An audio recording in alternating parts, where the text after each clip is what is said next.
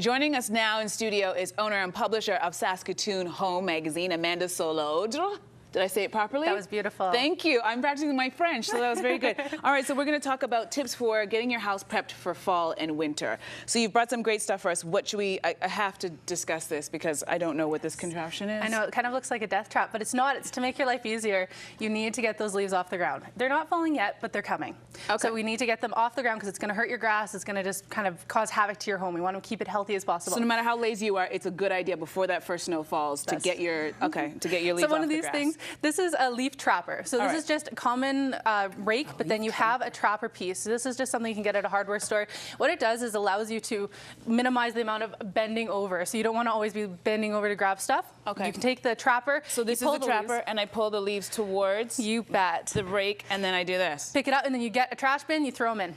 And then I do this. Yeah, and you onto throw my them into your neighbor's yard. There you go. We would never do anything like that. But that's very helpful. That is, because you know what, a lot of people complain about back pain and you don't want to do it. Or you could just get your dad to do it, or your teenage son, or pay somebody. Option. That's another also great options. All right, so what else did you bring for us? Well, I'm going to tell you a little bit more outside. We got to get their sprinklers blown out. It's going to be frost here soon. We want to make sure that water doesn't get frozen in the lines. We got to drain all your taps on the exterior of your house, because otherwise you're going to have big problems. Now, how do you drain your taps for anybody who may be a first-time home owner who has no idea?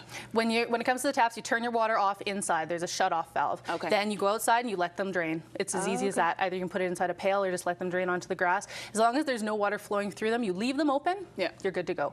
As far as the sprinklers, you get a pressure system. That's a dad job. That's a you ask a hardware dad guy. All right, but that's very important because that can end up costing you thousands of dollars if you don't do that, right? Most certainly. So what's another good tip? You got to get those eaves cleaned out. So we want to make sure that there's water free flowing. We get lots of rain and stuff in the fall, and we got to make sure that there's not any blockages. So climb up on that ladder before it gets all icy and you're going to fall off. Yeah. And while you're up there, if you need to put up those Christmas lights before return sign is 40, do it. But don't turn the lights on. Just leave them off. Or just do like my dad. Just leave them there. Eventually Christmas will come again. Every year, right? Every year. It comes on the 25th. I'm telling you. Just leave them up there. Okay, so that's really good. And I guess you don't want, especially because all the leaves in fall will fall into the east trough and get trapped, so you make sure you get rid of those things. Exactly. All right, now I see this is for the furnace, I guess? You bet. Our air conditioner and furnace, really important. You see how handy I am? I can guess that? That's perfect. You know what you're doing. So, no, I don't. But okay, that's why you're here. This is a perfect time to be thinking about your furnace. We're going to be switching that air conditioner off, turning the furnace on. Yeah. We need to make sure that we are thinking ahead of the trend, because if you wait until that very cold night and you call the furnace guy to say my furnace is broken, you're not going to get help right away. Yeah. Right now, this is the perfect time to get your furnace clean up. When you own a home, you have to keep your heart of your home really clean. Yeah. And so you have to, once a year, bring someone in to just take a quick look. It's a quick check. Every month, though, you have to clean your furnace filter. All right, that's very important information. We're going to have lots more about home checkups with Amanda. Stay with us. We're back after the break. We're back with Amanda from Saskatoon HOME magazine. Now, before the break, we talked about getting your house ready on the outdoors. Now we're talking about getting your house ready for fall and winter on the indoors. So tell me what you've brought here for us to look at today. The fall is a great time to test your smoke detectors. You got to make sure that they're up to working order.